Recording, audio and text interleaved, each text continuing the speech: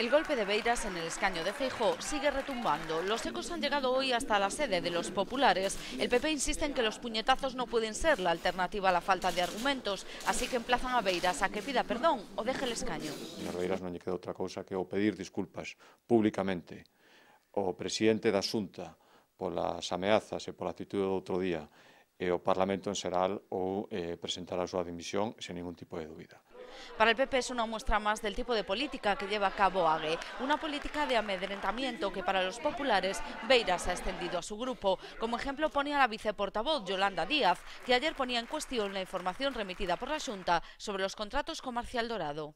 Pediu documentación e se deu exactamente a documentación que pedía e información veraz. A partir de aí, esta diputada de Ague pois seguirá montando o seu número. É curioso que se manifeste indignada por eso e non se manifeste indignada pola actitud de amedrentamento do seu líder.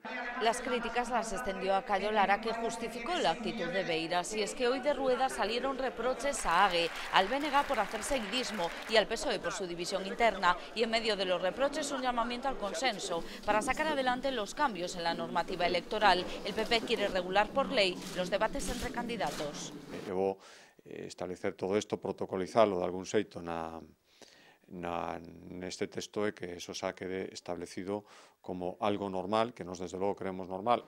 La propuesta incluye reducir la campaña electoral a una semana y bajar el número de diputados a 61, una medida que quieren aprobar este año.